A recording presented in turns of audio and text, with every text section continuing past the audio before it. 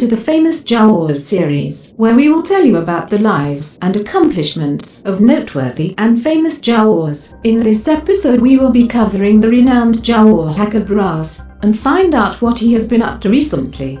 When Brass became old enough to travel along in his clan's Sandcrawler, he was assigned to the sorting room. Here he was tasked with sorting salvaged machinery, and it was here, amongst his clan's salvage, that he found his first computer. Curious what his machine was, he decided to repair it. And when he turned it on, he made another discovery that would change his life forever: the HoloNet. And while other Jawas had a hungering for scavenging scrap and machinery, Brass got a hungering for finding information. At first he was just scouring the HoloNet for information, but after a while he taught himself how to hack into other people's devices and servers to steal information too.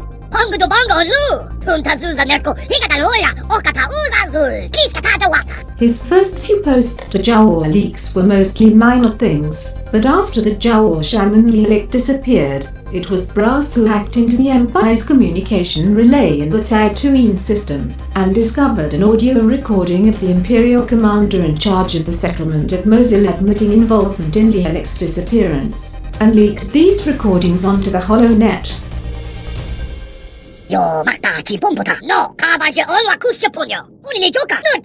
Having made a name for himself with the Lilik audio files leak, Brass figured he could also make a profit off his hacking skills, and so he started selling his services to anyone willing to pay him with scrap. Brass would often travel to major spaceports and space stations like Carrick Station and Viken Space Dock to sell his services. Amongst the off-worlders passing by those stations, he is known as the Informative Jawa due to his ability to track down the location of any information people might be looking for. As part of his services, Brass has been providing intel to help track down underworld syndicate plans, game analysis modules, notes of reflection, dark spores, and blueprint fragments. However, more recently business seems to have dried up, as it seems people no longer need his Jawa intel for anything anymore.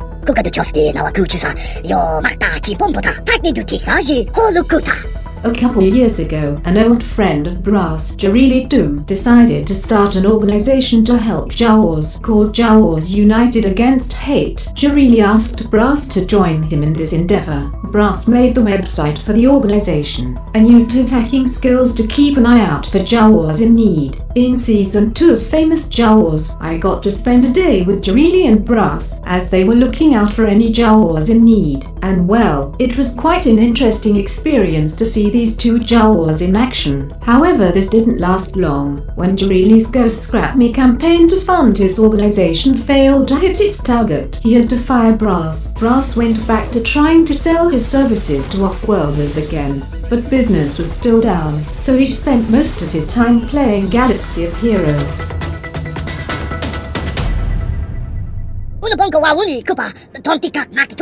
But then Grandfather Jawa came to him with a unique job offer to come work for Scrap, and Brass accepted this job offer right away. Working for Scrap, Brass has now become a White Hood hacker, and his skills are now put to good use for the safety of all Jawas. And while most of the jobs he does for Scrap are top secret, we can reveal that Brass was one of the Jawas involved in the arrest of the notorious Jawa criminal Al Jawan, where Brass hacked me while I was in the middle of an interview with Al Jawan, to then discover Al Jawan had not been paying any of his scrap taxes.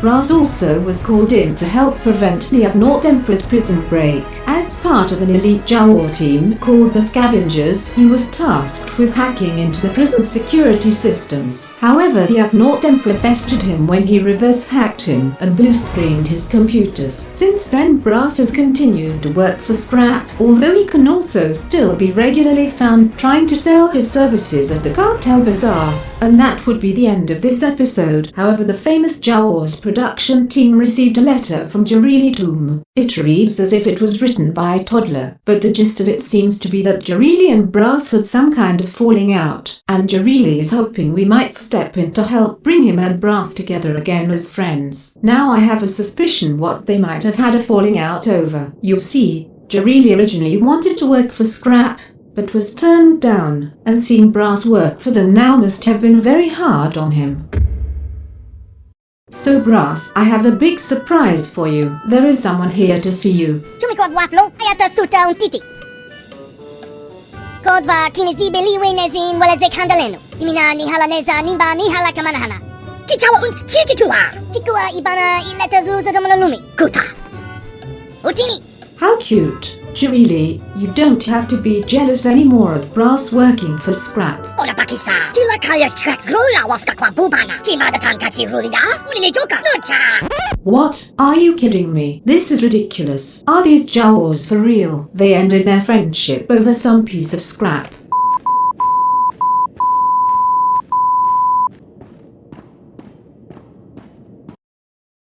Do not miss the exciting season finale of Famous Jawas, as we will be getting an exclusive interview with the new director of Scrap, the German Kara. Until next time.